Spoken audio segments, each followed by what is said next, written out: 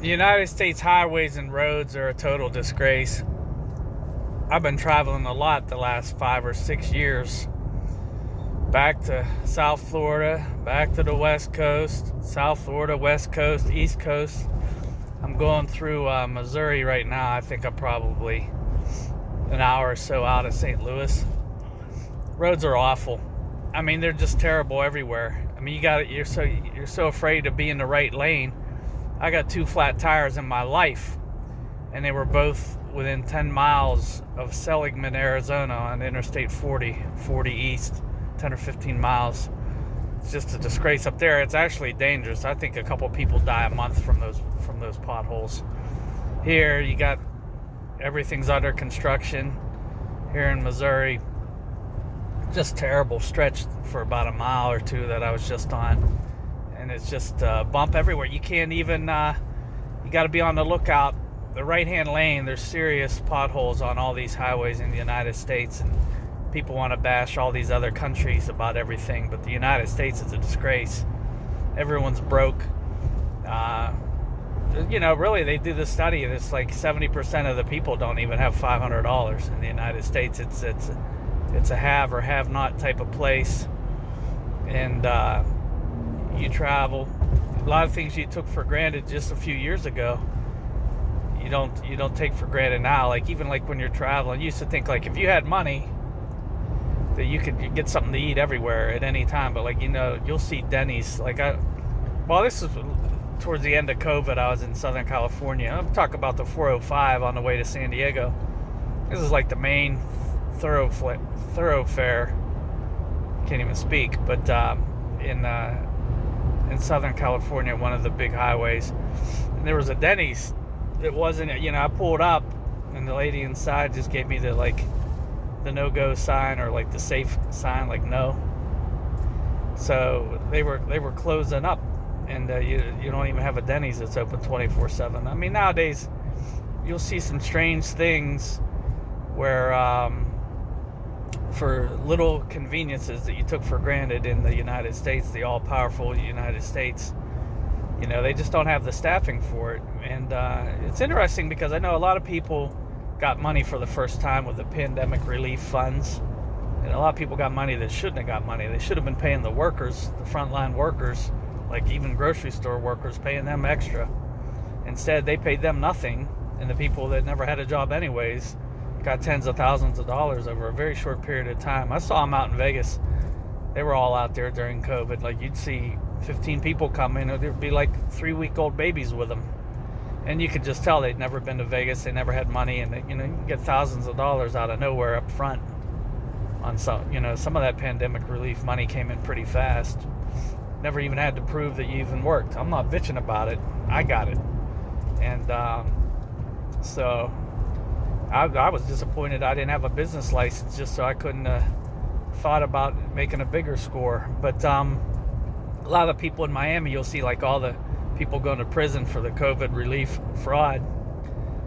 A lot of them are like South Florida guys. They get them for like 2 or 3 million, and then just go buy the Lamborghini and the boat and show off. And so if you're gonna do that for big money, you need to have some discipline to sit tight. But the flip side is, if you had the discipline to sit tight, you probably would be in pretty good shape in life, and then you wouldn't be doing that. But there is a South Florida connection to a lot of financial fraud. Of course, Utah is a big fraudulent place as well.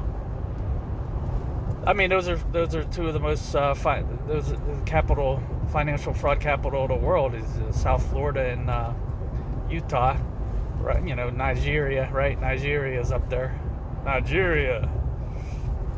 So the roads are terrible. It's never ending fixing. The potholes are dangerous. I'm just telling you, like over on the right side of all these highways, you can't afford to even be having a conversation like I'm having a conversation now, which is dangerous. But I'm looking straight ahead, talking, my hands still. But it's very bad out here, and like I say, it's a country of the haves and the have-nots, and people are stone cold broke. I think if you really just went in, if you were at a bank and and you had access to everyone's accounts, which they do, I don't think that people that have a little bit of money in the United States, the middle class and up, I don't think they realize how broken people are. People are stone cold busted in supposedly the most prosperous country in the world. Well, you go over to China, you see the videos they got. It's sparkling clean, no homeless laying around anywhere. And they built an airport. There's a YouTube video up there. I mean, it's amazing. It's just spotless, clean. The big cities are clean and green, and yet everyone says, everyone bashes them in the United States, and but the one thing about over there in China is they don't do the public bickering. Yeah, maybe they're afraid, but who's to say that's a bad thing? Over here, people, there's no level that they can't drop to embarrass themselves with trying to humiliate the other side and talk. They humiliate themselves because there's no real consequences, right? Well, I mean, there's been people fired for liking Trump and stuff like that, but there's a lane closure ahead. Yeah, see that? Lane closure ahead. It's a nightmare. But so you go to some of those other countries, like in the Middle East, forget about China, where it's just generally like, keep quiet, keep to yourself. But, who's to say that's bad? They're overtaking the United States. So, all these freedoms that we have, what have we done with them? It's degeneracy, and everyone hates everybody. And you would think there would be a rally the troops moment with COVID, but it's the exact opposite. So it could be that it's just human nature that if you're allowed to match up with people, you're just gonna end up hating a group. And so like that freedom that we all have, and a lot of people take it for granted, and now everyone's crying because it's being encroached on a little bit with all the rights. Everyone's pushing rights for everybody, anything goes, and they're pushing too far on that. But sometimes it's a little uncomfortable when you're in the white majority and you have the privilege and you're the product of slavery, and you can't. I'm a middle-aged white guy in my early 50s, almost mid 50s, and you can't say. I can't say that I don't breathe easier because of slavery. So there has to be a cost for that, even if it's a cost on your conscience. Reparations. So that's an issue. So people say, well, no, I didn't have slaves, but it's a tricky issue because a group of people getting a huge head start in life. What's more unfair? Letting it go as is, where, by definition, it can never be overcome, unless you want to say that African Americans are a superior being than white, then just by definition, they're behind forever as a group, as a whole, if you don't have some type of affirmative action. So on the flip side, the affirmative action, which I agree with generally, it creates resentment from the other side, especially like the poor white people don't like it because their lives are no bargain as it is. When I was younger, I used to say, how could any white person ever complain? But I don't think I ever realized that a lot of white people, their lives are really bad, and it's a big struggle. So they see other people getting ahead, and I never understood that, but I think I understand it now. But still, I would say, if you're a white person in the United States, you can't complain about anything. You're in the most privileged class in the history of the universe, in the history of the world, and you have every advantage.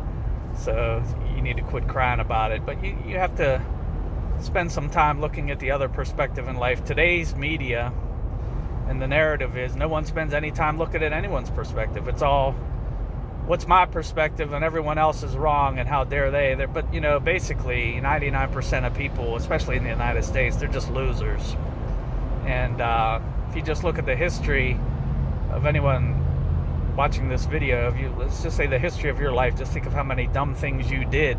Now, forget about dumb things that you didn't know were dumb, but just think about things that you did that were stupid, that were against your own best interest, that you knew were stupid when you did them. If you just eliminated that, you'd never have to work another day. You just add that up over the decades of your poor financial decisions, poor every type of decision, and you'll be way ahead. So I think at some point since you're in a privileged country, if you avoid just doing obviously stupid stuff that you know is stupid, then that's a start. And if you can't do that, I don't think you should be able to complain about anything on earth. So that's my speech.